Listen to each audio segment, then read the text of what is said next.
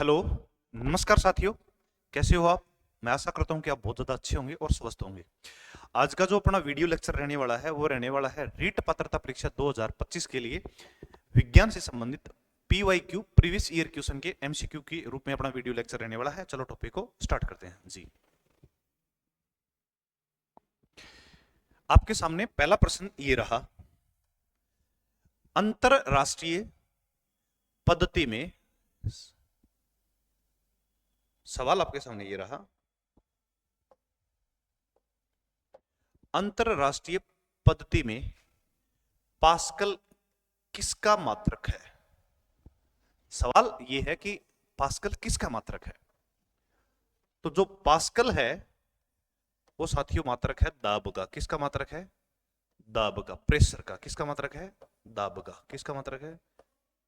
दाब का है। इसके अलावा दाब के अन्य मात्रक मैं आपको बता देता हूं। आपको याद रखना है बार, इसके अलावा आपको याद रखना है टोर, और इसके अलावा याद रखना एटीएम। ठीक है जी, ये 3-4 मात्रक और हैं। तो इस प्रश्न का तो आंसर प्यारे साथियों रहा आपका ये दाब जी, ये करेक्ट आंसर है। आ गया आपके समझ में? सर बिल्कुल। अगर प्रश्न आए, अब थोड़ी सी इसकी चर्चा करें कि कार्य का मात्रक क्या है, तो ध्यान रखना कार्य का मात्रक जूल है। क्या है? और जूल। इसको अपन किसे लिखते हैं? जे से लिखते हैं। और ऊर्जा का मात्रक भी कौन है? जूल। और इसको भी अपन किसे लिखते हैं? जे से लिखते हैं। एक है भाई शक्ति का मात्रक क्या है, तो ध्यान रखना शक्ति का मात्रक है वाट। क्या है? शक्ति का जो मात्रक रहेगा वो रहेगा वाट। वाट। थोड़े 3-4 ऑप्शन है, उनकी भी मैंने आपके साथ परिचर्चा कर ली जी। अगले सवाल की तरफ चलते हैं। अगला सवाल आपके सामने ये रहा, ऊष्मा संचरण की, हीट ट्रांसफर की किस विधि द्वारा सूर्य से, सन से उत्सर्जित ऊर्जा पृथ्वी तक पहुंचती है? सवाल यह है कि भाई हीट ट्रांसफर की किस मेथड के अंतर्गत सन से जो हीट निकलती है वो पृथ्वी तक पहुंचती है। तो सुनियो साथी, तो ध्यान ध्यान से सुनना। ये मान लो सन है और ये अर्थ है, और इस सन से जो हीट निकलती है और इस पृथ्वी तक आती है वो किसके माध्यम से आती है? रेडिएशन के माध्यम से आती है। किसके माध्यम से? रेडिएशन, विकिरण जिसे बोलते हैं। क्या बोलते हैं जिसको? विकिरण। और इसके लिए, इसके बारे में आप एक खास बात और बात रखना, इस विकिरण के लिए किसके विकिरण को सन से पृथ्वी तक आने के लिए किसकी आवश्यकता नहीं होती? माध्यम की आवश्यकता नहीं होती। किसकी आवश्यकता नहीं होती? माध्यम की आवश्यकता नहीं होती। आवश्यकता नहीं होती। आ गया समझ में? तो इस प्रश्न का तो आंसर अपना हो गया विकिरण जी। एक छोटी सी बात और कर लेते हैं, तो सुनो वो क्या है। सहवन। सहवन किस में होता है? सह में आप याद रखना वहन, ये होता है तरल पदार्थों के लिए। तरल लिक्विड के अंदर अगर उष्मा एक बॉडी एक जगह से दूसरी जगह जा रही है तो उस विधि को क्या बोलते हैं? सहवन बोलते हैं। कैसे? जैसे आप पैकेट्स के अंदर, बाल्टी के अंदर पानी को गर्म कर रहे हो, मैं यहां लिख रहा हूं बाल्टी के अंदर आप पानी को गर्म कर रहे हो। उदाहरण के लिए मैंने ये बाल्टी बना दिया, ठीक है साहब, इसके अंदर आप पानी को गर्म कर रहे हो, तो रोड के जो पानी है उसके गर्म पार्टिकल कहाँ आएंगे? ऊपर की ओर, और ठंडे पार्टिकल कहाँ जाएंगे? नीचे। तो इसके लिए माध्यम की आवश्यकता है, लेकिन ये गर्म पार्टिकल ऊपर क्यों जा रहे हैं और ठंडे पार्टिकल नीचे क्यों आ रहे हैं? इस प्रक्रिया को बोलते हैं वहन। क्या बोलते हैं? वहन। बेटा चालन होता है ठोसों के अंदर। किसके अंदर होता है? सॉलिड के अंदर। ये भी थोड़ा दिमाग में बैठा लो भाई, सॉलिड्स के अंदर होता है जी। आया आपके सामने, अगर लोहे की किसी वस्तु को गर्म कर रहे हो तो उसके एक पार्ट से दूसरे पार्ट तक जो हीट ट्रांसफर होती है वो चालन, कंडेंसन मेथड के माध्यम से होती है जी। अगले सवाल की तरफ चलते हैं। अगला सवाल मित्रों आपके सामने ये रहा कि 60 डिग्री के कोण पर एंगल का मान, मतलब थीटा का मान मैं लिख देता हूं कि इसने 60 डिग्री दे रखा है जी बिल्कुल। और कह रखा है कि दो समतल दर्पणों के मध्य एक वस्तु रखी गई है। ये कह रहा है कि भी दो प्लेन मिरर के मध्य एक ऑब्जेक्ट रखा गया है, कोई वस्तु रखी गई है, कोई बिंब रखा गया है, तो बनने वाले प्रतिबिंबों की संख्या क्या होगी? समतल दर्पण के लिए प्रतिबिंबों की संख्या ज्ञात करने का मैं फॉर्मूला बता रहा हूं। समतल दर्पण में अगर आपको किसकी संख्या ज्ञात करनी हो? प्रतिबिंबों की संख्या ज्ञात करनी हो, प्रतिबिंबों की संख्या अगर ज्ञात करनी हो तो उसके लिए मैं आपको एक फॉर्मूला दे रहा हूं, तो दिमाग में बैठो। 360 बटे थीटा माइनस 1। ये किसकी संख्या है? एन से लिख देता हूं, ये प्रतिबिंबों की संख्या है। चलो अपन निकाल के देखते हैं। एन बराबर 360, तो चलो ज्यों का त्यों रहा। थीटा का मान कितना साथियों? 60 है और यहाँ -1 कर रहे हैं। अब इसके अंदर अपन भाग लगाएंगे, इसको काटेंगे पीटेंगे, तब आपका यहाँ आएगा 6। कितना आएगा? 6। और 6 में से 1 घटाएंगे तो आपका आंसर आएगा 5। इसका मतलब समतल दर्पण के अंदर यदि कोई ऑब्जेक्ट के अंदर आप प्रतिबिंब रखे हो दो के मध्य, तब यहाँ अगर एंगल कितना है 60 डिग्री है, तो प्रतिबिंब कितने बनेंगे साथियों? 5 बनेंगे। कभी कभी सवाल सीधा भी ये आ जाता है कि समतल दर्पण में बनने वाले प्रतिबिंबों की संख्या ज्ञात करने के लिए फॉर्मूला कौन सा रहेगा, तो बैठा लो दिमाग में। फॉर्मूला ये रहा 360 बटे थीटा माइनस 1। आ गया समझ में? सर बिल्कुल समझ में आ गया। मैं आशा करता हूं कि ये सवाल आपको बहुत मजेदार लग रहे हैं और आप इनको बहुत अच्छे से समझ भी पा रहे हैं जी। अगले सवाल की तरफ चलते हैं। एक बार आप सवाल देख लीजिए और कमेंट बॉक्स में इसका आंसर भी डालिए। इसको, इस आंसर को मैं थोड़ा सा कट कर देता हूं भाई, ठीक है। अब देखते हैं सवाल। सुनिए सवाल कि ध्वनि की तीव्रता, इंटेंसिटी ऑफ वॉल्यूम, ध्वनि के किस घटक द्वारा निर्धारित की जाती है? सीधा दिमाग में बैठा लो, तारकत्व है। तारकत्व है, तारकत्व है। कहीं आंसर आपको दिखाई दे रहा? आवृत्ति के कारण तो अलग चीज है, आवर्त काल अलग चीज हो। ये आपका रहा तारकत्व है। देखो ये तारकत्व के कारण दो चीजें और भी प्रभावित होती हैं, मैं वो और बता रहा हूं। पहली क्या और दूसरी क्या? तारकत्व के कारण मेल की आवाज कैसी होती है? मोटी होती है। कैसी होती है? मोटी होती है। और फीमेल की आवाज कैसी होती है? पतली। कैसी होती है? पतली। ये भी प्रश्न आता है बहुत बार परीक्षा में। महिलाओं का तारकत्व ज्यादा होता है, वहां उनकी साउंड की पिच ज्यादा होती है, इसलिए उनकी आवाज चुभन पैदा करने वाली होती है। बहुत बार परीक्षा में था कि मच्छर की भिन-भिनाहट चुभन पैदा क्यों करती है? क्योंकि उसका तारकत्व ज्यादा होता है। और जो शेर की दहाड़ जो होती है वो ज्यादा दूर तक नहीं जाती, वो थोड़े एक सीमित दायरे में रह जाती है। उसका कारण है उसका तारकत्व कम है। दूसरा, ट्रेन की जो आवाज है वो लंबी दूरी तक इसलिए जाती है साथियों क्योंकि उसका तारकत्व ज्यादा है। तो इस प्रश्न का आंसर हो गया अपना तारकत्व है। अगले सवाल की तरफ चलते हैं। सुनो, बहुत ही बढ़िया क्वेश्चन है, सुनिए। जब किसी वस्तु को अवतल दर्पण, ठीक है, कॉनकेव मिरर के सममित के अंदर, मतलब सी पर, मैं यहां लिख रहा हूं सी पर रखा जाता है, तो बनने वाला प्रतिबिंब कैसा होगा? तो बहुत सिंपल, मैं आपको एक बात समझाना चाह रहा हूं। दर्पण ये कह रहा है कि भाई साहब कौन सा है आपका? अवतल। अवतल दर्पण है जी सर, इतना समझ में आ गया? बिल्कुल। सुनो, बात सुनो आप। जब भी अवतल दर्पण की बात करो ना, तो जो प्रतिबिंब बनेगा ना, उसकी पहली बात लिख रहा हूं, प्रतिबिंब होगा वास्तविक। कैसा होगा? वास्तविक। फिर कनेक्ट करेंगे अपन, वास्तविक। और कैसा बनेगा? उल्टा बनेगा। कैसा बनेगा भाई? उल्टा बनेगा। कैसा बनेगा? उल्टा। अब ये दो तो ऑप्शन देखो, अब दो दो देखते हैं किस किस में नहीं है। तो एक तो लास्ट में नहीं है, ये इसको काट दो, अब आसी व सीधा इसको काट दो। अब दो बच गए सब, ए व बी में कौन सा होगा? अब ये कह रहा है कि भाई किस पे है? सेंटर पर है, सी पर है। अगर ऑब्जेक्ट किस पे हो? सेंटर पर हो, तब है उसके अंदर आवर्धन ज्यादा भी नहीं होगा, कम भी नहीं होगा, आकार उसका होगा समान है। जितना आकार ऑब्जेक्ट का होगा उतना ही आकार किसका होगा? आकार जो है वो बिंब और प्रतिबिंब दोनों का कैसा रहेगा? बराबर है। बिंब बराबर है किसके आकार में? प्रतिबिंब के। लेकिन हमेशा नहीं है भाई, ये तब है जब वो सेंटर पे हो। तो ऑप्शन पहला तो छोटा है, गलत। इसका मतलब इसका राइट आंसर हो गया आपका ये वाला। थोड़ा बैठा लो। अवतल दर्पण में प्रतिबिंब वास्तविक बनते हैं, उल्टे बनते हैं। और ये कह रहा है कि सममिति, सिमेट्रिक सेंटर सी पर है, तो वस्तु के बराबर का होगा। इसका मतलब आंसर अपना हो गया बी। अगले सवाल की तरफ चलते हैं। सवाल आपके सामने ये रहा, सुनिए। ये कह रहा है कि भाई फ्यूज तार, ठीक है, फ्यूज तार बना किसका होता है? पहले तो ध्यान में रखो, एसएन प्लस लेड पीबी। इस एसएन को बोलते हैं साथियों टिन। क्या बोलते हैं? टिन। और इस लेड को बोलते हैं सीसा। इन दोनों का बना होता है सीसा, ठीक है जी। इन दोनों का बना होता है कौन? ये फ्यूज वायर बना होता है। किस आधार पर कार्य करता है? देखो फ्यूज तार की मैं खास बात बताता हूं आपको। फ्यूज तार डिजाइन ही इसलिए किया गया है, इसका क्वथनांक कम होता है। क्वथनांक क्या होता है इसका? कम। थोड़ी सी ज्यादा लाइट आई, इसके अंदर क्या हो जाएगी?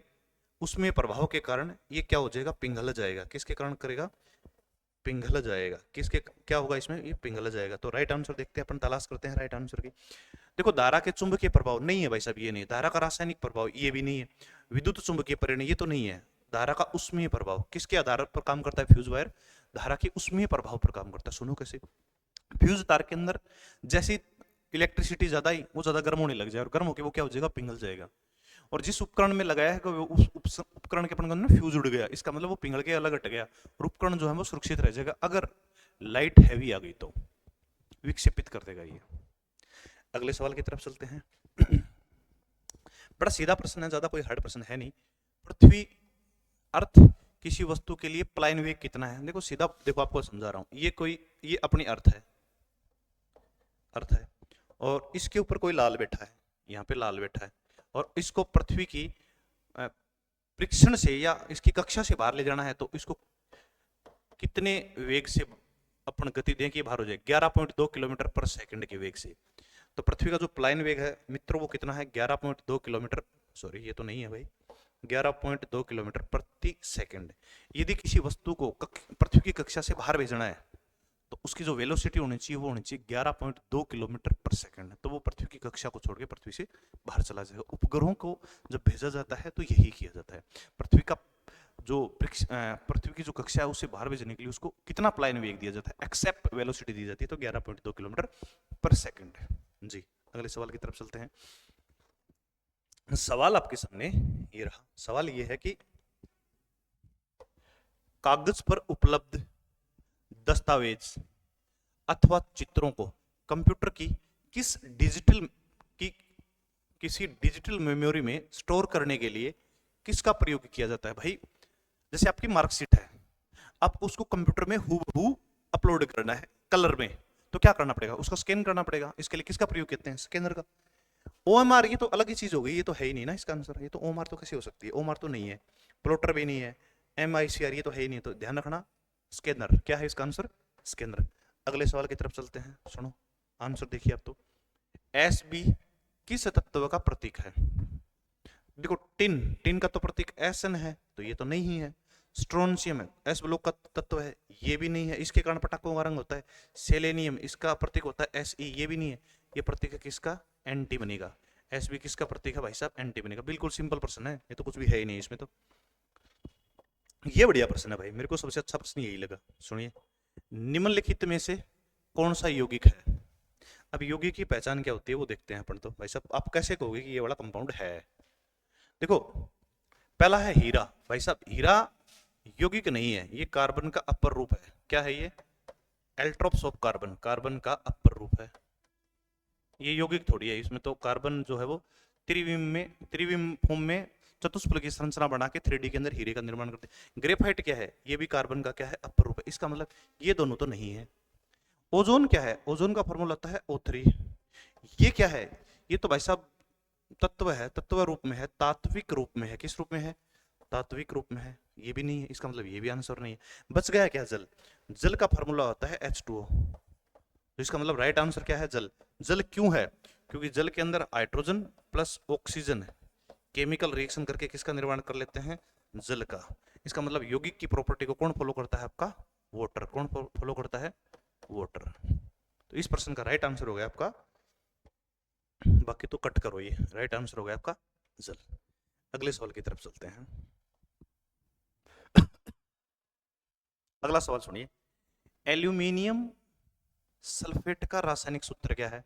देखो ऐसे कभी भी आए ना तो ऑप्शनों पे मत जाना, सबसे पहले जो दिया गया है वो लिखो। देखो धातु पहले लिखे जाते हैं, ये लिखा हमने एल्यूमिनियम, ठीक है, ओके साहब। आगे लिखा सल्फेट, ये लिख दिया सल्फेट। अब सुनो, अब करोगे कैसे? बात तो वो है ना, करेंगे कैसे? एल्यूमिनियम पे चार्ज होता है बेटा +3, कितना होता है? +3, और सल्फेट पे चार्ज होता है -2। तो इसका चार्ज आप यहाँ लिख दो 3, ज्यों का त्यों, कोई चार्ज वगैरह कुछ नहीं। और यहाँ पे कितना लिखना है? यहाँ पे ज्यों का त्यों लिखना है, इसके खाली डिजिट लिखने हैं आपको 2। अब क्या करो? क्रॉस मल्टीप्लाई करो इनको। क्या करो? क्रॉस मल्टीप्लाई करो। इसको किससे गुणा करेंगे? 2 से, और इसको किससे गुणा करेंगे? 3 से। जब इसको गुणा करेंगे 2 से तो ये आ गया Al, और इसको क्या यहाँ पे क्या लिखेंगे? SO4। सुनो अब आप देखो, देखते ही जाओ आप। और ये हो गया यहाँ पे। अब देखो आप, इसको कितने से गुणा किया था? 2 से, तो ये आ गया Al2। और इसको कितने से गुणा किया था? 3 से। तो राइट आंसर हो गया Al2SO4 की होल थ्राइस। अब देख लो भाई साहब, एल्यूमिनियम सल्फेट का केमिकल फॉर्मूला यही है। जिसको मैच कर रहा भाई साहब, ये नहीं है। Al3 ये भी नहीं है, ये तो कैसे हो सकता? हो ही नहीं सकता। AlSO4 ये भी नहीं है, इसका मतलब ये इसका क्या रहेगा? राइट आंसर रहेगा।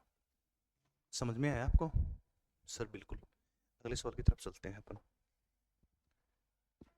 निम्नलिखित में से किस धातु का, मेटल का गलनांक सबसे कम है?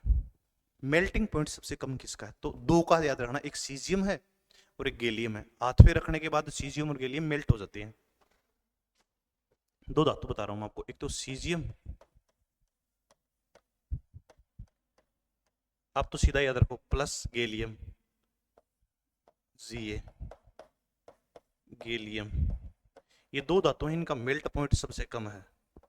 मेल्टिंग पॉइंट 25 डिग्री सेंटीग्रेड है। कितना डिग्री? 25 degree centigrade. क्या मतलब है सर इसका? भाई साहब 25 डिग्री सेंटीग्रेड पर जाते क्या हो जाती हैं? मेल्ट हो जाती हैं, पिघल जाती हैं। हाथ पे रखते ही क्या हो जाएंगे? थैली पे जैसे ही रखोगे ना इनको तो पिघल जाएंगे। क्या हो जाएंगे? पिघल जाएंगे। ऑप्शन देखो भाई साहब, बिस्मिथ ये भी नहीं है, एंटीमनी ये भी नहीं है, आर्सेनिक ये नहीं भी। तो राइट आंसर क्या हो गया आपका? गैलियम। बाई चांस गैलियम नहीं दिया होता पक्का ही आपको क्या दिया होता? सीजियम। दो ही तो है, ध्यान रखना। पक्का आया समझ में? आया सर समझ में। लेकिन कई बोलते हैं सर ये Hg भी तो है। नहीं, Hg भैया का मेल्टिंग पॉइंट है वो 39 डिग्री सेंटीग्रेड है। हाँ अलग, वो अलग बात है कि एकमात्र धातु है जो किस अवस्था में पाई जाती है? तरल अवस्था में पाई जाती है। लेकिन इसका मेल्टिंग पॉइंट ध्यान रखना विद्यार्थियों, 39 डिग्री सेंटीग्रेड। अलग से आपको जानकारी दे रहा हूँ, ठीक है ना मेरे भाई।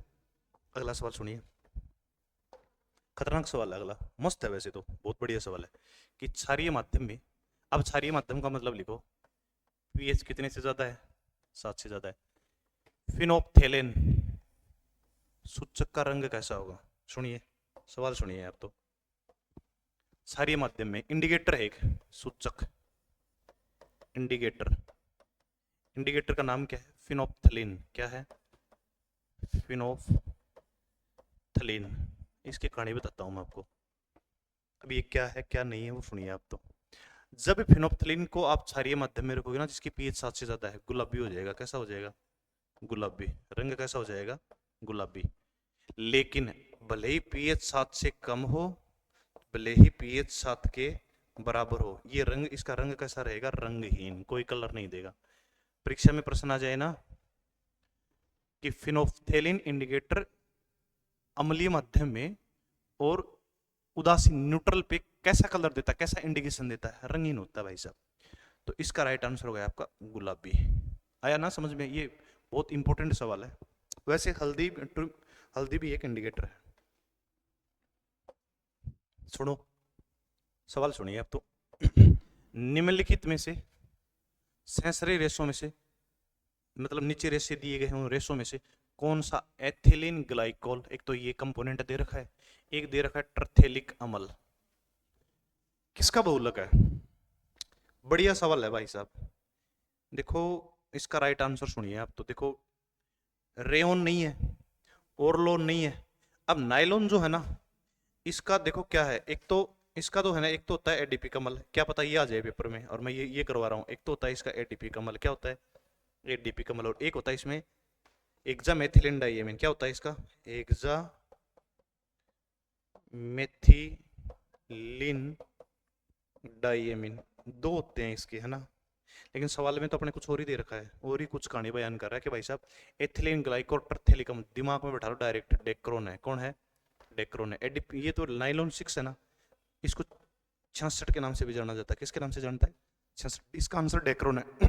एथिलीन ग्लाइकोल और ट्रथेलिक की बात करें ना, इसका एक नाम हो रहा है, आप ट्रथेलिक अम्ल से कनेक्ट कर पाओगे उसका, इसको टेरिलिन भी बोलते हैं। क्या बोलते हैं? टेरिलोन। क्या बोलते हैं भाई साहब इसको? टेरिलोन। वो नहीं दिया इसने, डेक्रोन दिया है। तो राइट आंसर क्या रहेगा इसका? डेक्रोन रहने वाला। पॉलीमर से संबंधित है, बैठा लो दिमाग में। अगले प्रश्न का आप आंसर दीजिए एक बार। सवाल सुनिए, वायरस जनित रोग है कि भाई ऐसा कौन सा रोग है जो वायरस जनित रोग है? अब मैं सबके नाम ही लिख देता हूं यहाँ पे। देखो मलेरिया जो रोग है ना वो किससे होता है? ये होता है प्लाज्मोडियम से, प्लाज्मोडियम से। ये तो वायरस नहीं है, ये तो प्रोटोजोआ जनित रोग है। कैसा रोग है? प्रोटोजोआ वाला, प्रोटोजोआ वाला। ये तो नहीं है भाई साहब। ये क्या हो गया भाई? ये तो प्रोटोजोआ, ये तो नहीं है। रेबीज है ना, ये रेब्डो वायरस से होता है। किससे होता है? रेब्डो वायरस से। ये भी नहीं है। डायरिया, ये कवक से संबंधित रोग है। किससे संबंधित रोग है? कवक से संबंधित रोग। ये भी नहीं है। बच गया कौन सा वो देख लेते हैं। टाइफाइड, ये ओहो सॉरी प्रश्न देखो क्या है, थोड़ी सी गलती हो गई भाई मेरे से। सुनो, वायरस जनित पूछा है और मैं जीवाणु जनित के चक्कर में था इसका। सुनो एक मिनट, सॉरी भूल हुई रे हमसे। अब ये तो है, ये तो क्यों नहीं है, यही होगा फिर तो। सुनिए सवाल सुनिए आप तो। टाइफाइड ये तो जीवाणु जनित है, इस जीवाणु का नाम है सोलमेला टाइफी, मेनेला टाइफी, तो ये तो नहीं है। डायरिया ये तो कवक जनित है, हाँ यही है भाई, रेबीज, रेबीज का वायरस है, मैं बता भी तो रहा था आपको, दिमाग से निकल गया मेरे, ये रेब्डो वायरस है। रेब्डो वायरस और किससे फैलता है? कैट से, बंदर से और कुत्ते से। ये यदि काट लेंगे ना तो इनकी लार के अंदर होता है रेब्डो वायरस, जो ह्यूमन बॉडी में चला जाता है। और सवाल ये है कि वायरस जनित रोग कौन सा है, तो भाई साहब राइट आंसर है रेबीज। कौन सा है? रेबीज। बैठा लो भाई, मैं इसको जीवाणु जनित समझ गया, तो थोड़ा ध्यान नहीं रहा मुझे। बढ़िया सवाल है, चारों के मैंने जो रोग कारक हैं वो भी बता दिए। अगला सवाल सुनिए, यीस्ट या खमीर किसका उदाहरण है? डायरेक्ट याद रखना आप तो, ये तो कवक का उदाहरण है। अब मैं इसकी एक खास बात बताता हूं तुम्हें, वही आती है परीक्षा में, सुनो क्या खास बात है। ये खमीर या जो यीस्ट लिख रखा है ना, यीस्ट, ये काम क्या आता है? किण्वन में आता है। किस में काम आता है? किण्वन में। क्या करवाया जाता है? एल्कोहल का निर्माण किया जाता है इससे, एल्कोहल, एल्कोहल का निर्माण। एक बेकरी उद्योग में भी काम आता है, बेकरी इंडस्ट्री में। देखो सुनो, बहुत बार परीक्षा में प्रश्न आता है कि भाई जैसे ये अपना C12H22O11 है, ये सुक्रोज होता है, चीनी, ठीक है ना, ये शर्करा है। इस शर्करा को आपको, इस शर्करा से आपको बनाना है C2H5OH, ऐसे ही दे देगा परीक्षा में प्रश्न, C2H5OH एल्कोहल बनाना है। ये है शर्करा, क्या है? शर्करा। शर्करा से एल्कोहल का निर्माण किसके माध्यम से किया जाता है? इसी कवक, और इस कवक का क्या नाम है? खमीर। इस प्रोसेस को किण्वन बोलते हैं या अनोक्सी शोषण भी बोलते हैं। बढ़िया प्रश्न बताया मैंने आपको, ठीक है ना। ये C12H22 वगैरह, इसको बोलते हैं सुक्रोज। क्या बोलते हैं? सुक्रोज बोलते हैं भाई, क्या बोलते हैं? सुक्रोज बोलते हैं साथियों। मजा आ रहा है ना आपको प्रश्नों में? बहुत शांति से पढ़ा रहे हैं आपको। लगभग 40 से 45 प्रश्न है, ध्यान से देखते रहना आप। निम्नलिखित में से कौन सा शीत आवास का पौधा है? अब सवाल ये है कि भाई शीत आवास का पौधा है, इसका मतलब 3 नहीं है वो, पहले 3 नहीं है वो हटा देते हैं अपन तो सुनो, सुनो, हाइड्रिला जलोदविद है, जलोदविद जल में पाया जाता है। नागफनी मरुदविद है, मरुदविद है, किस में पाया जाता है? मरुस्थल में पाया जाता है, जहां जल की कमी होती है। ये मरुस्थल एरिया में पाया जाता है, मरुस्थल में। और सोल्डेनेला भाई साहब, ये न तो कोई प्लांट वगैरह है, ये तो भाई साहब एक बैक्टीरिया है। क्या है? बैक्टीरिया है, आपको अलग करना होना चाहिए। अब बच गया बांस, ये कैसा है? यही है शीत आवास, शीत आवास प्लांट, शीत आवास का प्लांट। बांस जो है वो शीत वाले क्षेत्र में ही पाए जाते हैं, तो राइट आंसर क्या हो गया आपका? बांस। तो परीक्षा में ये शीत का जगह है, ऑप्शन चेंज कर दी, इसमें केवल ये बताओ मृद विद गुण सा है, तो नागफनी है ना, कटीली झाड़ियां हैं, ये मतलब अपने राजस्थान में पाए जाते हैं, ये सबसे ज्यादा मरुस्थल में पाए जाते हैं, है ना। एक बार इसका स्क्रीनशॉट ले लो।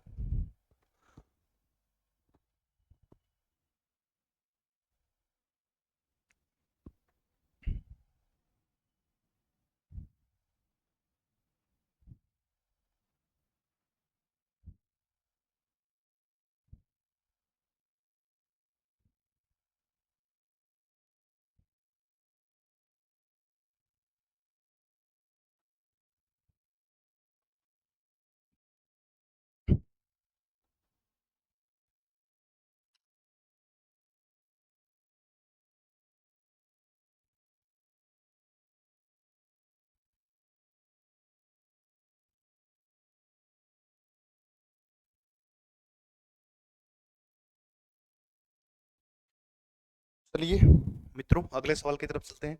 ये सवाल नंबर अपना था 17।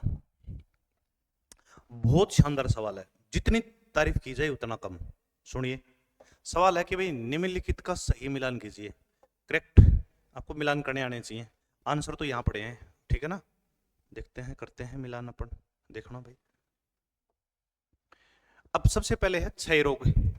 क्या दे रखा है साथियों, आपको दिखाई दे रहा होगा ना, आशा करता हूँ आपको दिखाई दे रहा होगा। सबसे पहले दे रखा मित्रों क्षय रोग। क्षय रोग का मतलब मतलब किससे होता है ये, इसका जो रोग कारक है क्षय रोग को अपना है ना टीबी बोलते हैं। मेरे वीडियो में मैंने लिख भी रखा है क्षय रोग को टीबी बोलते हैं। क्षय रोग का संबंध किससे है, तो भाई साहब माइक्रोबैक्टीरिया ट्यूबरकुलोसिस, इसको मैंने कहा था ना कि एमटीबी से याद रखना है ना, अगर आपका गलत हो रहा है तो गलत बात है। इसका मतलब एक का संबंध किससे है, डी से है, एक तो हो गया, आप लिख लिया करो साथ में। दूसरा टाइफाइड, तो टाइफाइड का दिमाग में बैठा लो ना, ये रहा सोलमेला टाइफी, देखो टाइफी वर्ड है, की वर्ड है। इसका मतलब दो का संबंध किससे है, ए से है, ताकि उत्तर करने में अपनी दिक्कत नहीं हो। एक है भाई कुकर खांसी, अरे भाई साहब कुकर खांसी को परटूटिस रोग बोलते हैं, इस रोग का नाम क्या है, परटूटिस। इसका मतलब इसका संबंध हो गया किससे, सी से। इसका मतलब तीन का संबंध हो गया साथियों सी से। अब कह रहा है छोटी माता, भाई साहब छोटी माता हो चाहे बड़ी माता हो, इसका ये होता है वेरिसोला जोस्टर। क्या होता है, वेरिसोला जोस्टर। तो चार का संबंध किससे हो गया मित्रों, रुको एक बार इसको थोड़ा रफ कर दूं एक बार, आ जाएगा समझ में, आपकी टेंशन मतलब आप तो। देखिए भाई मैं क्या लिख रहा था, मैं लिख रहा था आपका हाँ 4 नंबर, ये देखो चार का संबंध किससे है, बी से है। अब देखो ए का डी से, अब मैं इसको शॉर्ट में लिख दूं, डी ए सी और बी मिलान करना है, ये अपना उत्तर आया। अब यहां देखो पहला है डी ए बी सी, नहीं नहीं ये नहीं है। दूसरा है D A C C D, नहीं साहब ये भी नहीं है। D A C B, D A C B, तो राइट आंसर क्या होगा आपका सी। इंपॉर्टेंट प्रश्न है रिट के लिए आपका, ये गजब क्वेश्चन है भाई साहब, और मार खा जाते हैं बच्चे इसमें। तरीका बताया मैंने ऐसे करना, नहीं तो गड़बड़ कर दोगे, पढ़ा पढ़ाया जो ना बेकार हो जाएगा। अगले सवाल की तरफ चलते हैं। सवाल आपके सामने थोड़ा सा जुकाम है मुझे। मानव शरीर की सबसे बड़ी ग्रंथि कौन सी है, ढोल बजा के लॉक कर दो, लीवर है। कौन है, लीवर, जिसको क्या बोलते हैं, यकृत बोलते हैं। क्या बोलते हैं साथियों, यकृत बोलते हैं। एक छोटी सी बात और बता देता हूं मैं, इसको बॉडी की केमिकल लैब बोलते हैं, केमिकल लैब है, प्रयोगशाला बोलते हैं इसको बॉडी की, ठीक है। और इस हिसाब से अपना आंसर हो गया आपका ये वाला ए, ठीक है ना भाई, लीवर। देखिए अगला सवाल देखिए, अच्छा दो निकल गए क्या, हाँ ये बढ़िया सवाल है, सवाल सारे ही अच्छे लेवल के हैं। मादा मानव में मतलब फीमेल में निषेचन स्थल कौन सा है, देखो निषेचन का अर्थ क्या है सुनिए, मतलब मेल का शुक्राणु और फीमेल का अंडाणु। अंडाणु निकलते किस में है, फीमेल में, ठीक है, एग्स निकलते हैं इसमें, मैंने ये लिखा। और कहाँ जाते हैं, एक ट्यूब होती है जिसको बोलते हैं फेलोपियन ट्यूब, कौन सी ट्यूब बोलते हैं, मैं फेलोपियन एफटीसी लिख रहा हूँ, ठीक है ना। मेल में निकलते हैं शुक्राणु, क्या निकलते हैं, शुक्राणु, क्या निकलते हैं, शुक्राणु। जब महिला में पुरुष में निषेचन होता तो ये शुक्राणु जो है वो अंडाणु से कहाँ मिलेंगे, तो ये फेलोपियन ट्यूब में मिलेंगे। कहाँ मिलेंगे, फेलोपियन ट्यूब में मिलेंगे। और फेलोपियन ट्यूब के बाद ये कहाँ चले जाएंगे, गर्भाशय में चले जाएंगे। कहाँ चले जाएंगे, गर्भाशय में। और गर्भाशय में प्लांट हो जाएगा कहाँ, अपरा के माध्यम से, और जहाँ बच्चे का क्या हो जाता है, निर्माण, बेबी क्या बन जाता है, बेबी का जन्म हो जाता है। और 9 महीने के बाद बच्चा जो है मानव माता के शरीर से कहाँ जाता है, बाहर। तो समझाने का तरीका देखा आपने, योनि तो नहीं है, ये तो शुक्राणु का प्रवेश द्वार है। गर्भाशय के अंदर तो बच्चे का निर्माण होता है अपरा के माध्यम से, अंडाशय के अंदर से तो अंडे निकलते हैं, ये भी नहीं है। तो इस प्रश्न का जो राइट आंसर है साथियों वो है अंडवाहीन नलिका या फेलोपियन ट्यूब। जी समझ में आया। एक बात और सुन लो, महिला के अंदर अंडवाहीन नलिकाओं की संख्या कितनी होती है, 2 होती है। कितनी होती है, एक इस साइड में और एक इस साइड में। अंडाशय भी कितने होते हैं, 2, वहीं से क्या निकलते हैं, अंडे निकलते हैं, एक्स, अंडोत्सर्ग की प्रक्रिया के द्वारा। जी अगले सवाल सुनिए, और एक और सुनो, एक बात और सुनो, एक माह में, एक मंथ में महिला जो है वो एक एग्स का क्या करती है, एक एग्स को निकालती है। एक माह में एक ही अंडा निकलता है निषेचन होने के लिए, निषेचित होने के लिए, ताकि माँ जो है वो गर्भवती बन सके, ठीक है। अगला सुनिए,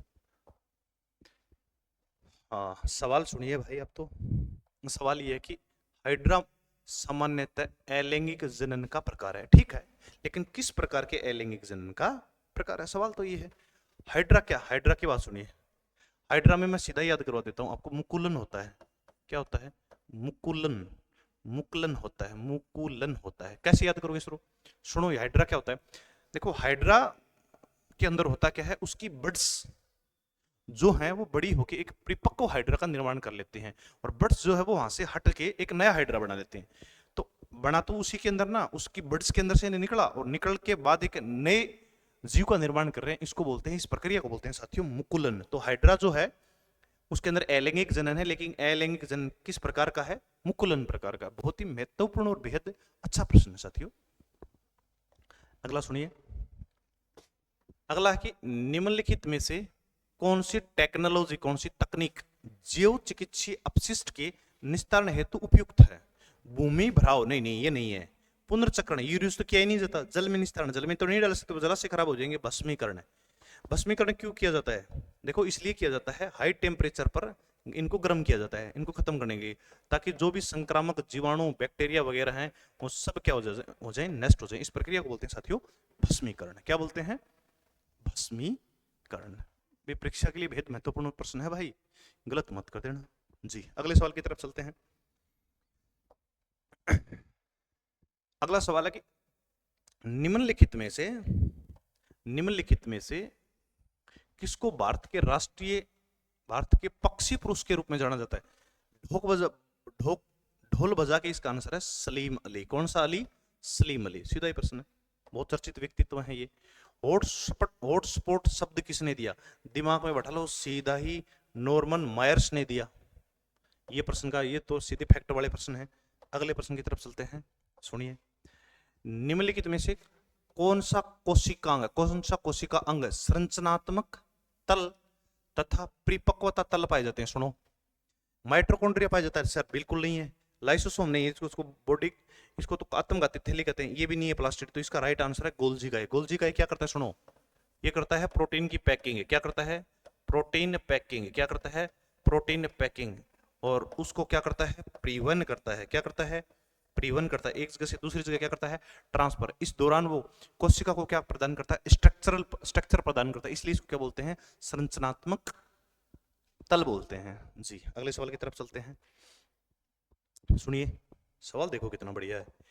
वयस्क मनुष्य के ऊपरी जबड़े में, ऊपर वाले जबड़े की बात कर रहा है भाई ये, उपस्थित चबाने वाले दांतों की संख्या कितनी होती है?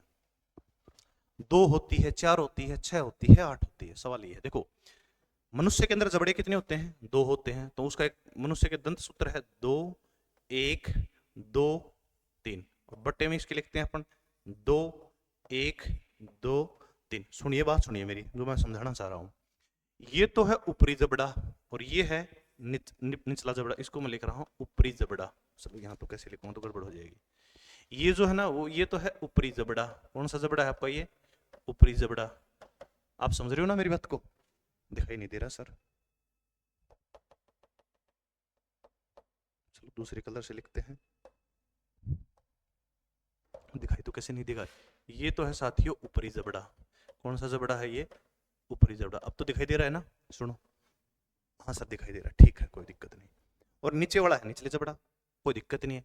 इसको बोलते हैं बेटा इनसाइजर। क्या बोलते हैं? इनसाइजर। इसको बोलते हैं केनाइन। इसको बोलते हैं प्रीमोलर। इसको बोलते हैं मोलर। और इसको गुणा करते हैं 2 से। सुनो, अब ये सवाल क्या पूछा, उस सवाल की तरफ चलते हैं। ये कह रहा है कि ऊपरी जबड़े में उपस्थित चबाने वाले दांत, चबाने वाले दांत को बोलते हैं पीएम। क्या बोलते हैं? पीएम। पीएम को बोलते हैं बेटा प्रीमोलर। क्या बोलते हैं? प्रीमोलर। क्या बोलते हैं? प्रीमोलर। इस चबाने वाले दांतों को प्रीमोलर बोलते हैं। और ऊपरी जबड़े में पूछे है ना, तो पीएम देखो यहाँ पे कितने हैं? 2। और कितने से गुणा करना है? 2 से। तो ऊपरी जबड़े में कितने आ गए साथियों? 4। और निचली जबड़े में कितने आ गए? 4। तो टोटल कितने हो गए? 8। टोटल पूछा ही नहीं ना हमसे, क्यों जवाब दें हम? अगला कह रहा है ऊपरी जबड़े में, तो ऊपरी जबड़े में संख्या कितनी होगी साथियों? 4 होगी। कितनी होगी? 4। आशा करता हूँ कोई चीज समझ में आएगी। देखो, आप है ना हड़बड़ाहट में प्रश्न गलत कर दोगे। वो आपसे सवाल ये पूछ रहा है कि ऊपरी जबड़े के अंदर चबाने वाले दांत कितने होते हैं, और आपने रट रखा है 2 1 2 3, 2 1 2 3 गुणा 2 8 रट रखा है। गलत कर दोगे, ध्यान रखना। आता हुआ प्रश्न गलत हो जाएगा, और ये बहुत ही खतरनाक बात होती है आपके सिलेक्शन के लिए।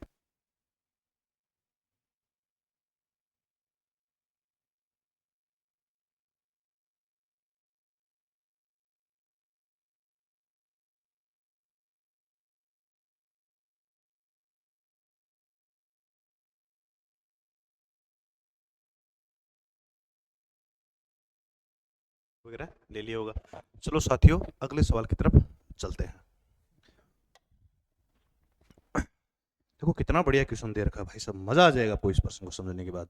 सुनिए, क्या होता है कब जब नव सजीव चुने सेलेक्ट लाइम, इंग्लिश का वर्ड है भाई साहब सेलेक्ट लाइम, मैं लिख दे रहा हूं आपको दिक्कत नहीं हो।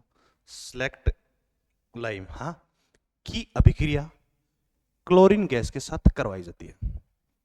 पहले इसने कहा कि भाई साहब इसका पता करो सेलेक्ट लाइम का, एक होता है क्विक लाइम, एक होता है सेलेक्ट लाइम, दो प्रकार के लाइम होते हैं।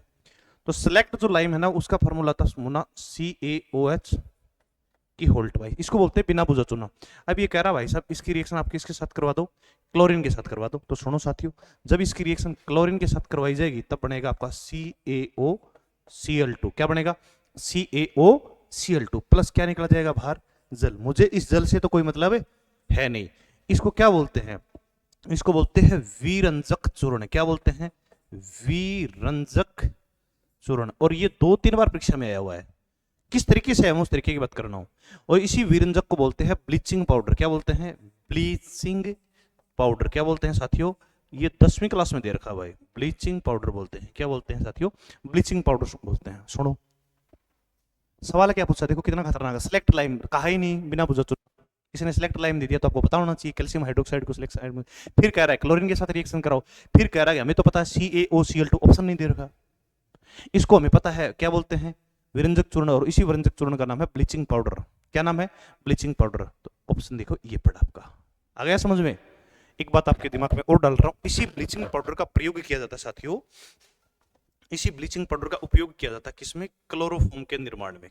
क्लोरोफॉर्म ये भी परीक्षा में आता है। क्लोरोफॉर्म एक एनेस्थेसिया के रूप में किया जाता है, बेहोश करने के लिए जो गैस का मिले उसको बोलते हैं क्लोरोफॉर्म, उसके निर्माण में भी किया जाता है। सुनो 2-3 जानकारी मैं इस प्रश्न में और देना ही चाह रहा हूं आपको, है ना, और मुझे लगता है कि वो भी काम की बात है। धोने का सोडा भी क्या होता है, देखो धोने के सोडे का फॉर्मूला लिख रहा हूं NaHCO3.10H2, इसको धावन सोडा बोलते हैं। इसका भी दिमाग में, सोडियम बाइकार्बोनेट डेकाहाइड्रेट इसका सामान्य नाम है। एक है प्लास्टर ऑफ पेरिस, देखो ये होता है प्लास्टर ऑफ पेरिस, हर परीक्षा में या तो प्लास्टर ऑफ पेरिस से और या इस विरंजक चूर्ण से सवाल आते ही आते हैं। तो सुनो इसका फॉर्मूला था 1/2H2O। ये प्लास्टर ऑफ पेरिस किससे प्राप्त किया जाता है साथियों, ये जिप्सम से प्राप्त किया जाता है। इसका मैं फॉर्मूला लिख रहा हूं CaSO4.2H2O। लिखा तो टेढ़ा है लेकिन आप समझ जाओगे, जब इसको गर्म किया जाता है तो क्या प्राप्त होता है, प्लास्टर ऑफ पेरिस। तो ये दो तो मैंने बता दिया ना आपको, ये तो दोनों है नहीं। बेकिंग सोडा आप दिमाग में रख लो, NaHCO3, ये बेकिंग सोडा है। सारे ही बता दिए, लेकिन अपने प्रश्न का आंसर क्या है, ब्लीचिंग पाउडर, जिसको बोलते हैं विरंजक चूर्ण। आया समझ में, मजा आया, बिल्कुल सर। सुनो अगला, देखो कितना, जीव विज्ञान के जनक कौन है भाई साहब, अरस्तु हैं। इससे इजी प्रश्न आपको क्या ही देगा, एरिस्टोटल हैं। और ये थियोप्रेस्टिस साहब है बोटनी के जनक है। किसके जनक है, बोटनी। अब बोटनी को आप बोल सकते हो पादप विज्ञान, क्या बोल सकते हो, पादप विज्ञान, ठीक है ना, ये दिमाग में रखो। अच्छा जीव विज्ञान ने देखे वो आपको दे दे क्या, जूलॉजी, तो भी जूलॉजी का जनक आप किसको याद रखोगे, एरिस्टोटल को याद रखोगे, ठीक है ना भाई, पक्का आया समझ में, बहुत बढ़िया विद्वान थे अरस्तु। सुनो, अरे क्या शानदार सवाल दिया है, निम्नलिखित में से प्लांट का कौन सा भाग होप्लॉइड होता है। पहले आपको यह पता होना चाहिए होप्लॉइड क्या है। सुनो देखो, पौधे का जो नर भाग होता है ना, उसकी बात करते हैं थोड़ी सी अपन, थोड़ी उसकी चर्चा करवाता हूं आपको, है ना, ये मैंने बनाया है, सुनिए आप एक बार। ये जो पार्ट है ना, इसको बोलते हैं बेटा परागकोश। क्या बोलते हैं, परागकोश। सुनो परागकोश, इसके अंदर होते क्या हैं, परागकण होते हैं। क्या होते हैं, परागकण होते हैं। क्या होते हैं साथियों, परागकण होते हैं। इसको बोलते हैं तंतु। क्या बोलते हैं, तंतु। सारी कहानी समझ में आएगी आपके। सुनो मैं ऐसा क्यों मैंने आपको बताया, परागकोश के अंदर जब परागकण का निर्माण होता है ना, तो उस परागकण की जो सेल हैं, जो परागकण की जो सेल्स हैं, उन सेल्स को बोलते हैं साथियों होप्लॉइड। क्या बोलते हैं, होप्लॉइड। क्या बोलते हैं, होप्लॉइड। क्या बोलते हैं, होप्लॉइड। अब आप ये देखो, सवाल अपना क्या है कि पौधे के कौन से भाग में होप्लॉइड होता है। तो भाई साहब इन होप्लॉइड का मतलब सेल, और सेल का मतलब परागकण का निर्माण के दौरान सेल्स का निर्माण होता है। वो होता किस में है? इस परागकोश में होता है। किस में होता है? इसे परागकोश में होता है।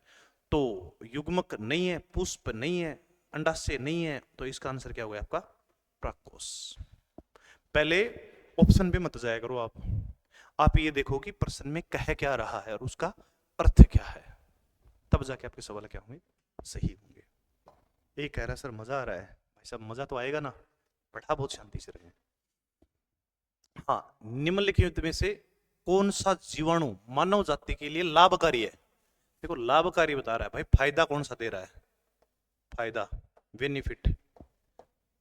और ऐसे प्रश्नों में आप क्या गड़बड़ करते हो? उपयुक्त सभी देते हो और ठोक देते हो।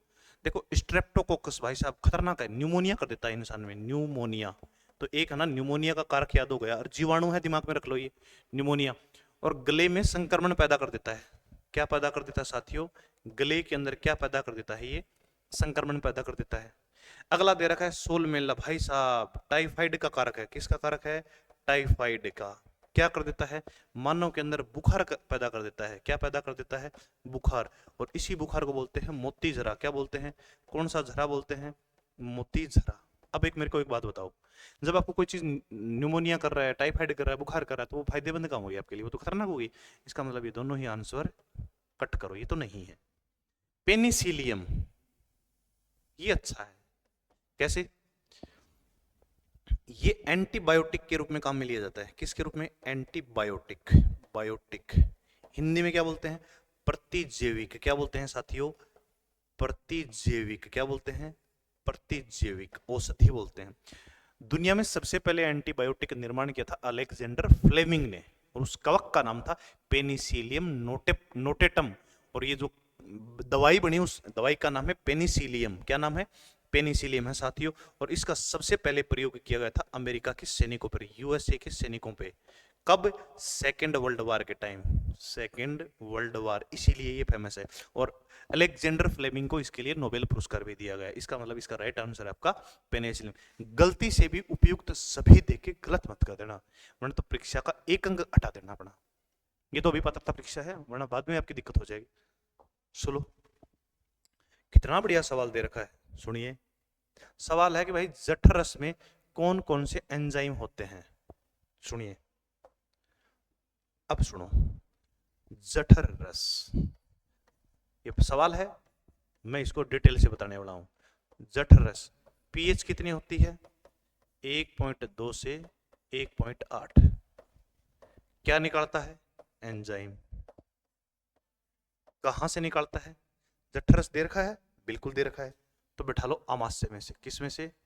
आमाशय में से, मतलब आपके पेट में से। आगे सुनो, पेट में से कौन सा एंजाइम निकलता है? पैसे पेटर, पैसे पेप्सिन। ठीक है सर। एक क्या निकालता है? छोटे बच्चों में दूध के पाचन के लिए रेनिन। क्या निकालता है? रेनिन। और एक और क्या निकालता है भाई साहब? थोड़ी सी मात्रा में लाइपेज भी निकलता है। क्या निकलता है? लाइपेज। एक गजब बात बताऊं? हाँ सर बताओ। ये तीनों के तीनों जो हैं वो एक ही सेल से निकलते हैं, उस सेल का नाम है पेप्सिनोजन कोशिका। कौन सी नोजन कोशिका? Pepsinogen cell. परीक्षा में तो ये भी आ सकता है ना भाई? हाँ सर बिल्कुल आ सकता है। आगे बताइए, आप तो कहानी बताइए इसकी, सुनो। अब ये ढूंढ लो ट्रिप्सिन। अरे भाई साहब ट्रिप्सिन तो आपके अग्नाशय में से है। ट्रिप्सिन तो आपके अग्नाशय में, इतनी मेहनत गलती करवाई। ट्रिप्सिन तो आपके अग्नाशय। तीनों ही गलत है, जरूरत ही नहीं थी ये प्रश्न करवाने की, आप सीधा ही कर देते। ये पढ़ा, आया समझ में? हाँ सर समझ में आया। मजा आया? बिल्कुल आया। अगले सवाल की झलक करें? जी चलो, तो चलो। निम्नलिखित में से पौधे के लिए कौन सा सूक्ष्म पोषक तत्व है? इसका मतलब 3 सूक्ष्म नहीं है। सल्फर पौधे के लिए तो सूक्ष्म नहीं है भाई साहब, ये तो बहुत ज्यादा मात्रा में होता है। मैग्नीशियम भाई साहब, मैग्नीशियम की बात सुनो। एक बात बताता हूं, मैग्नीशियम को लिखा जाता है Mg+2 से। और पौधे का जो क्लोरोप्लास्ट होता है ना, क्लोरोप्लास्ट, जिसको हरित लवक बोलते हैं, ठीक है ना? समझ में आ रहा है ना? क्लोरोफिल एक और नाम होता है इसका, क्लोरोफिल। इसमें कौन सा खनिज पाया जाता है? Mg, Mg+2। ये तो बहुत ज्यादा पत्तियों में पाया जाता है। और ये Mg कहाँ पाया जाता है? लिफ वाले भाग में। ये तो बिल्कुल भी नहीं है। फास्फोरस ये भी नहीं है। बच गया कौन है? मैग्नीज। मैग्नीज का सिंबल क्या होता है? Mn। ये है। फोटोसिंथेसिस रिएक्शन होती है, उसके लिए एंजाइम उपलब्ध करवाता है ये पौधों के अंदर। आया समझ में? एक बार कमेंट डालो सर, आया समझ में? बिल्कुल आया। ये लो मैग्नीज। अगला सुनो। हाँ भाई साहब, बढ़िया सवाल है। क्या सवाल है? सुनते हैं। पुरुष में वर्षण है, प्राथमिक लैंगिक अंग है। कोशिकाओं, वर्षण कोशिकाओं, कौन सा हार्मोन? मतलब पुरुष में तो एक ही हार्मोन होता है भाई, टेस्टोस्टेरोन। स्टेरोन।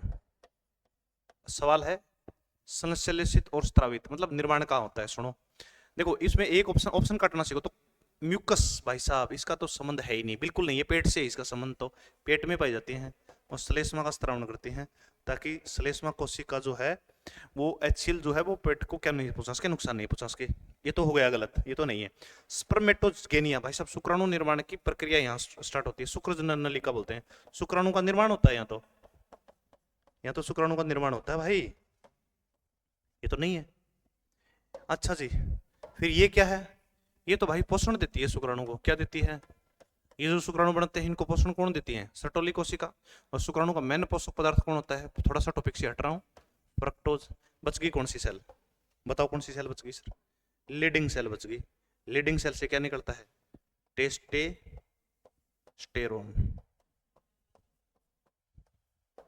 स्टेरॉइड प्रवृत्ति होती है इसकी, स्टेरॉइड नेचर होती है। आ गया ना समझ में? पुरुषों के अंदर द्वितीयक लैंगिक लक्षणों का निर्धारण करता है टेस्टोस्टेरोन हार्मोन, जो आपकी लीडिंग सेल से निकलता है। खास बात बताओ सब, दाढ़ी मूछें आना, मसल्स का विकास होना, त्वचा का तेली होना, आवाज भारी होना, थोड़ा गुस्सेल होना, सारी प्रकृति किसकी है? टेस्टोस्टेरोन लेवल की है। कहां से निकलते हैं? लीडिंग सेल से निकलते हैं। अगले सवाल की तरफ चलते हैं, सुनिए। बिल्कुल इजी प्रश्न। किसी स्वस्थ मनुष्य के शरीर का तापमान लगभग कितना होता है? सीधा बैठा लो दिमाग में। 37 डिग्री सेंटीग्रेड, नहीं दे तो 98 डिग्री फारेनहाइट। ये रहा आपका आंसर। टिक करो सीधा, ये तीनों गलत। 1 न्यूटन कितने डाइन के बराबर होता है? सुनो, दो बातें बता रहा हूं। बल का मात्रक, ऐसे नहीं करना याद, ऐसे करना है। बल का मात्रक कौन सी पद्धति में? एक तो होता है सीजीएस पद्धति में, है ना, सेंटीमीटर ग्राम सेकंड में। एक होता है एमकेएस पद्धति में। एमकेएस पद्धति में होता है आपका न्यूटन। कौन है? वैज्ञानिक न्यूटन। इसी को यदि न्यूटन, 1 न्यूटन सीजीएस पद्धति में किसके बराबर होता है? 10⁵ डाइन। ध्यान रखना, यहाँ डाइन होता है, यहाँ कौन होता है? न्यूटन। ये लो 10⁵, और मैं थोड़ा और लिख देता हूँ, 10⁵ डाई, क्या लिख दिया मैंने? डाइन। आ गया समझ में? सर पक्का ही आ गया। ये लो। सवाल नंबर 36 की तरफ चलते हैं। अच्छा जी, ये है सवाल। निम्न में से कौन सी उष्मा संचरण की विधि, कौन सी हीट ट्रांसफर की विधि माध्यम की आवश्यकता नहीं होती? इसका मतलब किस में माध्यम की आवश्यकता होती है? मैं देखो हीट ट्रांसफर की तीनों मेथड लिख रहा हूं आपके लिए। देखो, एक तो होता है चालन, भाई साहब ठोसों में होती है, ठोसों में। और ठोसों के अंदर तो अगर किसी चीज को गर्म करोगे, एक जगह से दूसरी जगह हीट ट्रांसफर होगी, तो उसके लिए तो उष्मा संचरण के लिए माध्यम की आवश्यकता होती है, बिल्कुल होती है। दूसरा सेवन, ये किसमें होती है? तरल में। अगर आप पानी को गर्म कर रहे हो तो ठंडे कण ऊपर की ओर जा रहे हैं, सॉरी गर्म कण ऊपर की ओर जा रहे हैं, ठंडे कण कहाँ रहे हैं? नीचे की ओर। इसका मतलब वहां भी मीडिया है। भाई साहब एक विधि है विकिरण। सूर्य से पृथ्वी तक हीट किसके माध्यम से आती है? किसी के माध्यम से नहीं आती भाई साहब। उष्मा संचरण की किस विधि के माध्यम से आती है? विकिरण। और ये दोनों तो आंसर है नहीं।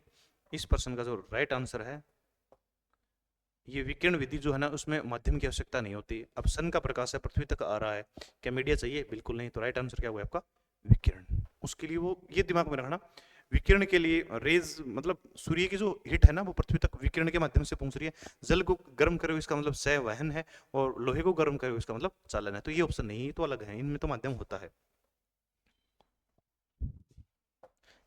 सवाल देखिए अब तो, यदि वायु में ध्वनि की चाल 332 मीटर पर सेकंड है, ठीक है, हाँ है, ली जाए, तो गैस के दाब को 2 गुना कर दिया जाए। ये कह रहा है कि भाई अब गैस के दाब को अपना कितना कर दो, 2 मल्टीप्लाई कर दो, कर दिया, तो वायु में ध्वनि की चाल क्या होगी? सुनो, आपको एक खतरनाक बात बताता हूं, क्या है, साउंड की चाल पर प्रेशर का कोई प्रभाव नहीं पड़ता। कितना ही बढ़ा दो, कोई प्रभाव नहीं पड़ता। किसका पड़ता है? ताप का पड़ता है भाई साहब, ताप का प्रभाव पड़ता है, ताप का प्रभाव पड़ता है, इसका प्रभाव पड़ता है। ये तो दे ही नहीं रखा ना भाई, दे क्या रखा है? प्रेशर दे रखा है, कोई लेना देना नहीं, जितनी है उतनी रहेगी। आंसर क्या आएगा? 320 मीटर प्रति सेकंड। गलत मत कर देना, ये प्रेशर वाली जो चीजें हैं आपको उलझाने के लिए दी हैं, तापमान वाले रिलेटेड चीजें नहीं देंगी, वो 12वीं की फिजिक्स के लिए होते हैं। आपको 12वीं की फिजिक्स नहीं पढ़ानी, छोटे बच्चों को छोटी छोटी छोटी फिजिक्स पढ़ानी है, बहुत ही कम लेवल की फिजिक्स पढ़ानी है जो उनके आसपास है, ठीक है ना, इतने बड़े न्यूमेरिकल नहीं आएंगे आपके। अगला सुनो, दोबारा आया, पृथ्वी के पृष्ठ से पलायन वेग का मान है, सीधा बैठा लो दिमाग में, 11.2 किलोमीटर प्रति सेकंड। बात ही नहीं करेंगे, अगले सवाल की तरफ चलते हैं। प्राकृतिक रेशे हैं, कपास में प्राकृतिक रेशा है, ऊन भी भेड़ों से प्राप्त होती है, रेशम भी, ये तो सारे ही हैं। इसका मतलब आंसर क्या हो गया? राइट, इंपोर्टेंट सवाल है। प्राकृतिक रेशे कौन कौन से? कपास खेतों में होती है, ऊन पशुओं की होती है, रेशम कीट से प्राप्त किया जाता है, तो सारे नेचर में प्राप्त हो गए ना, इसका मतलब सारे ही हो गए। अगला सवाल देखते हैं, ये बढ़िया सवाल है भाई साहब। पोर्टलैंड सीमेंट में CaO तथा SiO2 की मात्रा कितनी होती है? भाई साहब इसकी मात्रा होती है ज्यादा, कितनी होती है? 60 से 68%। 70 भी आ जाए तो कोई भी दिक्कत नहीं है। किसकी? CaO की मात्रा। दूसरा दे रखा है सिलिका, SiO2 की मात्रा, इसकी मात्रा कितनी है? तो दिमाग में बैठा लो, 17 से 24%। हर एग्जैक्ट है, कोई किंतु परंतु नहीं है, 17 से 24%। इसके अलावा इसमें क्या होता है? इसके अलावा इसमें जिप्सम भी होता है, CaSO4। इसके अलावा क्या होता है? Fe2O3 भी होता है ना, ये सारी चीजें भी होती हैं, और एल्यूमिनियम भी होता है, लेकिन ये दे नहीं रखे। तो क्या 40 से 45? नहीं, ये भी नहीं, ये भी नहीं। राइट आंसर आ गया 60 से 68। रटने वाला प्रश्न है, फैक्चुअल प्रश्न है तो है, न आप कुछ कर सकते हैं न मैं कुछ कर सकता हूँ। अगला सवाल देखिए, वेब ब्राउजर के निम्न में से कौन कौन उदाहरण है? इंटरनेट से संबंधित है, मोजिला भी है, ओपेरा भी है, नेटस्केप नेविटर भी है, नेटस्केप भी है, इंटरनेट, सारे ही हैं। ऑल आएगा, इसका आंसर क्या आएगा? ऑल ऑप्शन, ठीक है भाई। अगले सवाल की तरफ चलते हैं। शुद्ध ग्रह निम्न में से किस ग्रहों के बीच में थे? बिल्कुल, मंगल और बृहस्पति ग्रहों के बीच में आपके कौन से ग्रह आते हैं? शुद्ध ग्रह। और सबसे बड़ा जो क्षुद्र ग्रह है ना भाई साहब, उसका मैं नाम बता रहा हूं आपको, सेरेस नाम से है, सेरेस क्षुद्र ग्रह सबसे बड़ा क्षुद्र ग्रह सबसे बड़ा है क्षुद्र ग्रहों में। और किसके बीच में पाया जाता है? मंगल और बृहस्पति के बीच में पाया जाता है। करना ही पड़ेगा यार, कोई ऑप्शन है नहीं। अगला सुनो, सोनार का प्रयोग किया जाता है। देखो सोनार जो उपकरण होता है ना, पहले ये नेविगेशन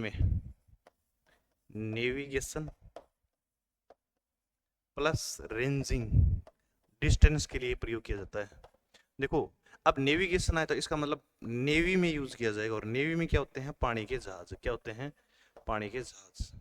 कि भाई कोई पनडुब्बी नीचे है और ऊपर से आप पानी के जहाज लेके जा रहे हो और वो नीचे से टोरपीडो डाल दे, तो आपका काम तमाम नहीं कर देंगे वो। इसके लिए किस उपकरण का काम में लिया जाता है? सोनार का।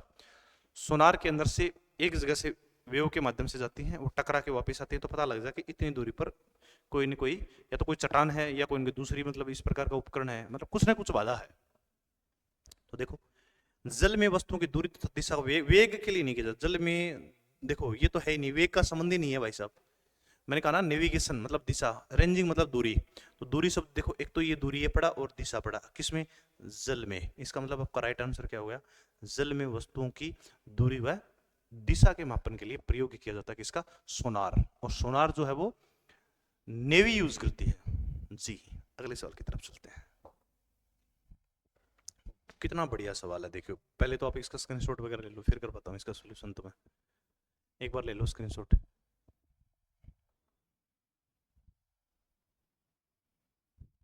आप करके देखो एक बार, आपको आ रहा है क्या?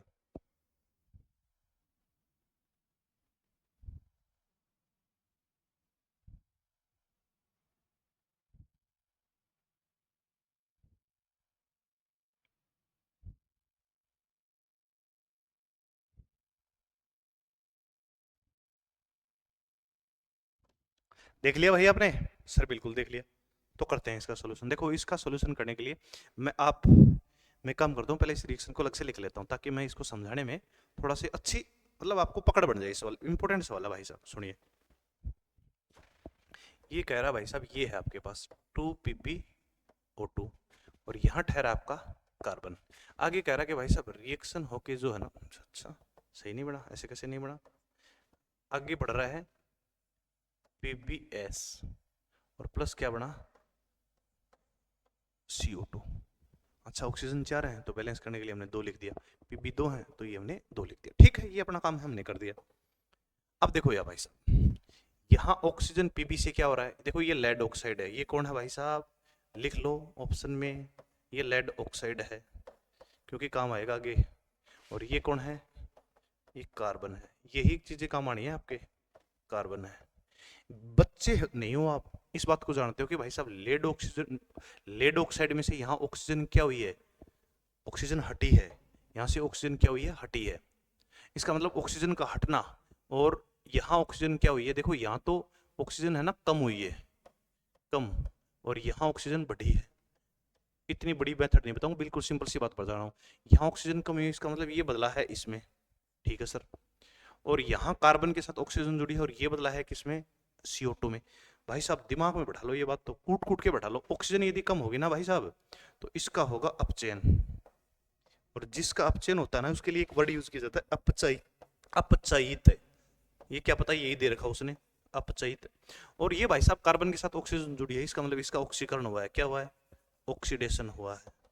ये 2 वर्ड है, ऑक्सीडेशन को उपचयित भी बोलते हैं, उपचय चयित, इसको क्या बोलते हैं? ऑक्सीडेशन। इतना बढ़ा लो भाई साहब, ये दिमाग में बैठा लो। देखो लेड ऑक्साइड का क्या हुआ है? अपचयन हुआ है। और कार्बन का क्या हुआ है? आपका ऑक्सीकरण हुआ है। न इसका कुछ हुआ है, न इसका कुछ हुआ है, इसका कोई लेना देना नहीं। अब वापिस सवाल पे आओ। लेड अपचयित हो रहा है भाई साहब, लेड कहां अपचयित हो रहा है? लेड तो है ही नहीं, इसका मतलब ये तो ऑप्शन गलत है। प्रश्न क्या है कि भाई कौन सा कथन असत्य है, ये बताना है आपको। तो ठीक है भाई साहब, कार्बन डाइऑक्साइड अपचयित हो रही है। कार्बन डाइऑक्साइड तो यहां है भाई साहब, इसका कोई लेना देना नहीं है, ये भी नहीं है। कार्बन का ऑक्सीकरण, बिल्कुल बिल्कुल ये सही बात है भाई, कार्बन का तो ऑक्सीकरण हुआ है, सही है बात, बिल्कुल बिल्कुल। आगे कह रहा है लेड ऑक्साइड क्या हो रहा है? अपचयित हो रहा है। ये लेड ऑक्साइड क्या हो रहा है? ये अपचयित हो रहा है। ये बात, दोनों बातें सही हैं, ये दोनों सही हैं, और ये दोनों क्या है? ये गलत है। ये मैंने लिख दिया गलत है। अब सवाल ऑप्शन देखते हैं अपन कि भाई साहब इसके आधार पे उत्तर बताओ। पहला कह रहा है भाई साहब, पहला और तीसरा जो है ना वो गलत है भाई साहब। नहीं नहीं, देखो सुनो, पहला गलत है ये सही है, लेकिन तीसरा तो सही है ना। इसका मतलब ये तो आप आंसर नहीं कर पाओगे, है ना। अगला कि पहला, दूसरा और तीसरा, चलो ठीक है, पहला गलत है, दूसरा गलत, लेकिन तीसरा तो सही है, इसका मतलब ये भी नहीं है। अब भाई साहब चारों तो गलत हो ही नहीं सकते, कैसे गलत होंगे? दो तो सही है। बच गया कौन सा? आपका ऑप्शन नंबर बी, बिल्कुल करेक्ट आंसर। देखो इसमें 1 नंबर गलत है, इसमें 1 व 2 गलत, लेकिन यहाँ 3 नंबर जो है ना उसका कार्बन का ऑक्सीकरण हो रहा है, इसका मतलब आप इसका राइट आंसर नहीं कर रहे। ये कह रहा है कि भाई साहब कौन सा कुट है, कौन सा ऑप्शन जो है वो बिल्कुल गलत है।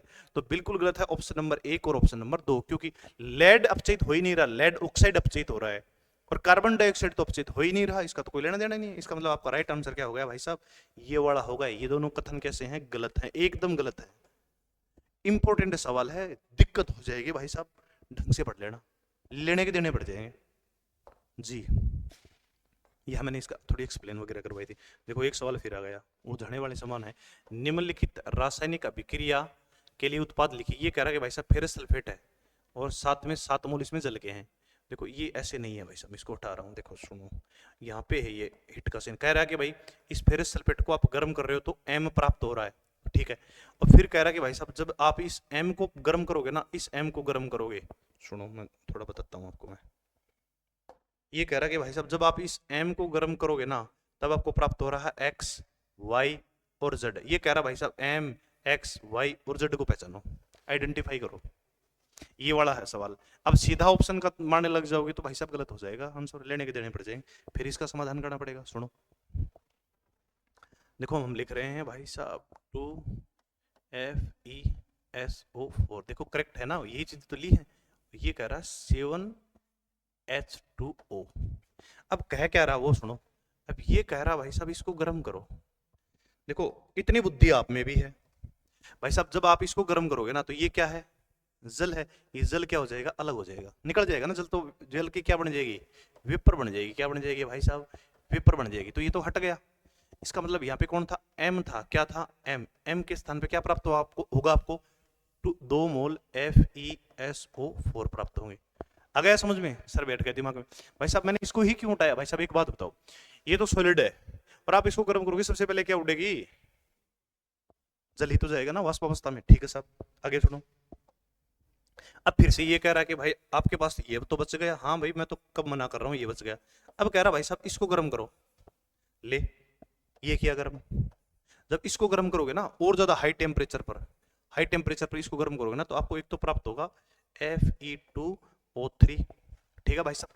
अब सल्फर बैठा है, इस सल्फर के अंदर सल्फर कितने हैं, 2 हैं, एक तो 2 सल्फर हैं, Fe देखो 2 हैं तो वहां 2 आ गए, 2 सल्फर हैं तो यहां से तो एक तो पक्का निकलेगा SO2, तो ये लिखा हमने SO2, है ना। अब देखो एक S ऑक्सीजन 2 और एक और निकलेगा इसके अंदर से SO3, क्या निकलेगा SO3। थोड़ी सी मैं आपको एक कैलकुलेशन बताता हूँ इसमें, सुनो। आप मेरे को एक बात बताओ, समझदार हो आप, एक S ये रहा, एक S ये रहा, S कितने हैं, चलो मैं इसको लिख रहा हूँ, ये तो X है, ये Y है और ये Z है। अब मुझे बताओ सल्फर कितने हो गए, 2 हो गए सल्फर, 2 उल्टा लिख दिया, S कितने हैं यहाँ पे, 2 हैं, ऑक्सीजन 2 और 3 5, और 5 और 3 कितने 8, बताओ ऑक्सीजन कितने हो गए सर, 8 हो गए, ठीक है साहब। अब बताओ Fe कितने हैं, Fe 2 हैं, आप एक बार यहाँ देखो ना, एक बार यहाँ Fe कितने हैं आपके, Fe सर 2 हैं, यहाँ पे S कितने हैं, S तो सर 2 हैं, ऑक्सीजन कितने हैं 8 हैं, बोलो बैलेंस है कि नहीं है, यहाँ भी बैलेंस है, ऊपर वाला देख लो, ये तो वाष्प में निकलेगी ना, इसका तो लेना देना ही नहीं है। देखो एक तो बनेगा आपका ये FeSO4, एक बनेगा ये Fe2O3 और एक बनेगा SO2 और एक बनेगा SO3।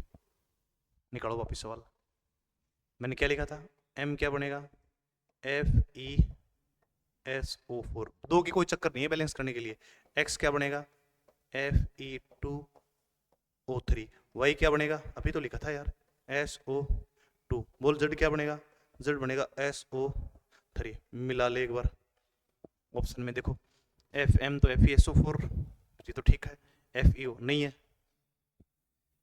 दूसरा मिला ये M है, ये भी नहीं है, तीसरा मिला FeSO4, बिल्कुल FeSO4 है, Fe2O3 ये भी सही है, SO2 ये भी सही है, SO3 ये भी सही, इसको होल्ड करो, ये नहीं है, राइट आंसर क्या है आपका, देखो एक बार ये आया ना, इन सब का लेना देना है इससे, आया ना आपके समझ में सर, बिल्कुल इंपॉर्टेंट सवाल है भाई साहब।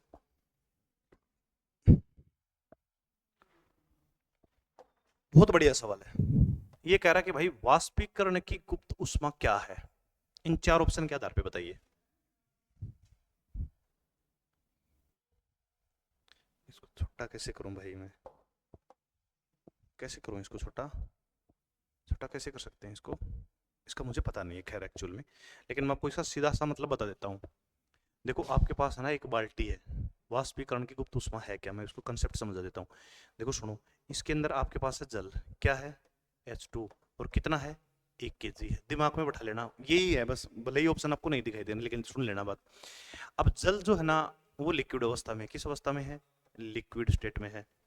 अब अभी टेम्परेचर हाल फिलहाल है इसका 100 डिग्री सेंटीग्रेड, कितना डिग्री सेंटीग्रेड है 100 डिग्री सेंटीग्रेड। सुनो बात सुनो आप, अब हम इसको बाहर से क्या दे रहे हैं भाई साहब, बाहर से दे रहे हैं इसको और हीट दे रहे हैं, क्या दे रहे हैं और हिट दे रहे हैं, और ये अभी अवस्था कैसी है इसकी भाई साहब, स्टेट कैसी है इसकी सर, इसकी स्टेट जो है वो है अभी लिक्विड।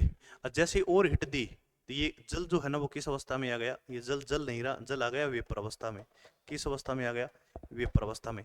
अब लेकिन एक बात सुनो, इसका टेम्परेचर कितना रहेगा, इसका टेम्परेचर तो रहेगा 100 डिग्री सेंटीग्रेड, लेकिन अवस्था कौन सी होगी इसकी, गैस अवस्था होगी, लिक्विड अवस्था होगी। ठीक है सर, इतना भी समझ में आ गया। अब मेन बात आप बताना क्या चाह रहे हो भाई साहब, इस H2O लिक्विड को इस H2O वेपर में बदलने के लिए मुझे बाहर से ऊष्मा देनी पड़ेगी 2260 किलो जूल पर केजी।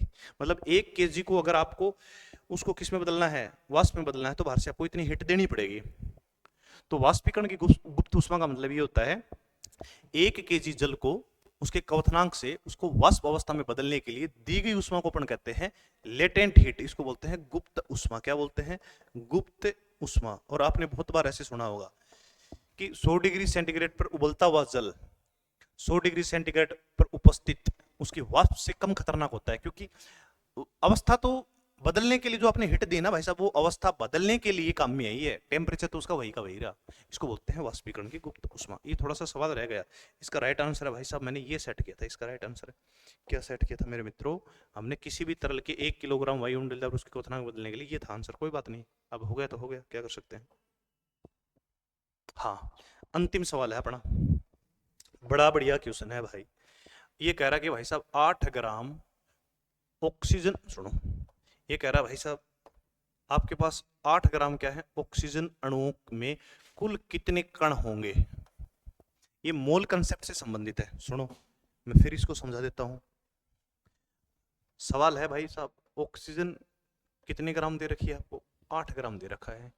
कितना ग्राम दे रखा है, 8 ग्राम दे रखा है। सुनो आप मेरी बात को समझना, आप ऑक्सीजन के मोल निकालो, क्या निकालो, मोल निकालो।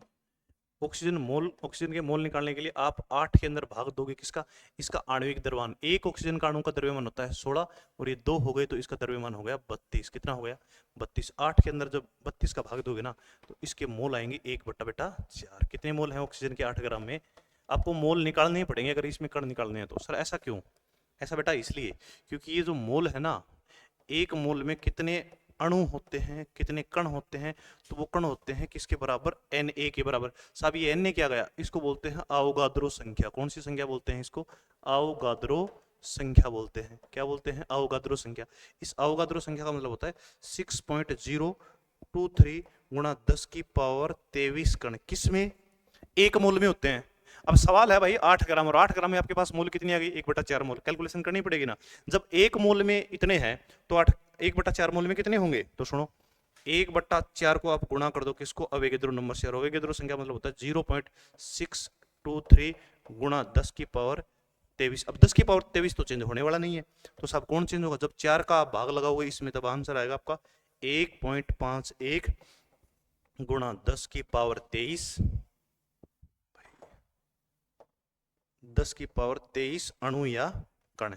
ये ऑप्शन जो भी होगा वो ऑप्शन क्या रहेगा आपका, राइट रहेगा। देखो दोबारा सुन लो, 1 मोल के अंदर कण कितने होते हैं, अवोगाद्रो संख्या के बराबर। और अवोगाद्रो संख्या का मतलब होता है कितना, ये 6.023 इंटू 10 की पावर 23 कण। अब भाई साहब आपको तो 1 मोल है आपके पास, लेकिन आपके पास ऑक्सीजन के कितने मोल आए हैं, 1/4। 1/4 को अवोगाद्रो से संख्या से गुणा कर दो, राइट आंसर ये आएगा। सही रट के चले जाओ मेरे भले। तो देखो ऑप्शन देखो, 10 की पावर 3 ये तो है ही नहीं, 1.51 भाई साहब 15.1 ये भी नहीं है। अपना आंसर आया था 1.51 गुणा 10 की पावर 23 कण है। कई बार परीक्षा में डायरेक्ट ये भी सवाल आता है 1 मोल में कितने अणु होते हैं, तो लिख लो 1 मोल में कण है, 1 मोल में कण कितने होते हैं।